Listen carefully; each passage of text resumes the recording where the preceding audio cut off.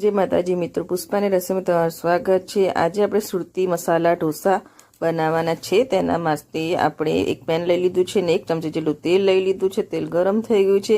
હવે કેપ્સિકમ ને લીલા મરચાંને આપણે સાંતરી લઈશું। ફટાફટ બની જાય એવી સુરતી મસાલા મસૂર ભાજી બનાવીશું અને પછી તેમાં ઢોસા પણ આપણે રેડી કરીશું। ડુંગળી લઈ લીધી છે અને ટામેટા લઈ લીધા છે, તેને પણ સાંતરી લઈશું। આંચ મીડિયમ જ રાખીશું। સંતરાઈ ગયા છે સરસ। હવે તેમાં મીઠું લઈ લઈશું સ્વાદ અનુસાર। એકદમ સોફ્ટ પડી ગયા છે। બાકીના મસાલા કરીશું। થોડી વચ્ચે જગ્યા કરી લઈશું।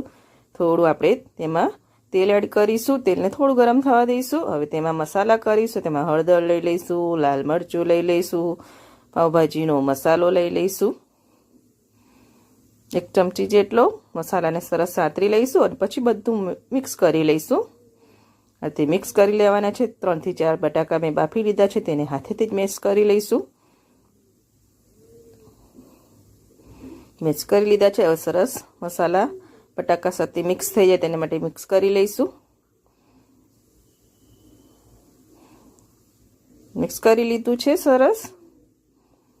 હવે તેમાં લીલા ધાણા લઈ લઈશું। ધાણાનો પ્રમાણ થોડું વધારે રાખીશું। મિક્સ કરી લઈશું। મિક્સ કરી લીધું છે। પાણી એડ કરીશું। અડધા ગ્લાસ જેટલું પાણી એડ કર્યું છે। આ ભાજીને સરસ પકવી લેવાની છે। થોડો લીંબુનો રસ લઈ લઈશું। અડધા લીંબુનો રસ લીધો છે। મિક્સ કરી લઈશું। હવે તેને ઢાંકીને મૂકી દઈશું 5 મિનિટ માટે, જેથી ભાજી આપણી સરસ સેટ થઈ જાય। 5 મિનિટ થઈ ગઈ છે। તેલ પણ છૂટું પડી ગયું છે। આપણે સુરતી ભાજી રેડી થઈ ગઈ છે। જો હવે તેના સાઈડમાં મૂકીશું અને ઢોસા બનાવવા માટે તવો લઈ લીધો છે। તવાને પર થોડું પાણી છાંટીને તેનું ટેમ્પરેચર લો કરી લીધું છે। થોડું તેલ લગાવી લઈશું ફરીથી। હવે તે ગ્રીસ કરી લઈશું। આંચ ફાસ જ રાખીશું। ફરીથી તેને સેટ કરી લઈશું તવાને। હવે ઢોસાનું બેટર આવે છે તે લઈ લઈશું। ઢોસાનું બેટર કેવી રીતે બનાવું તેની લિંક હું મૂકી દઈશ।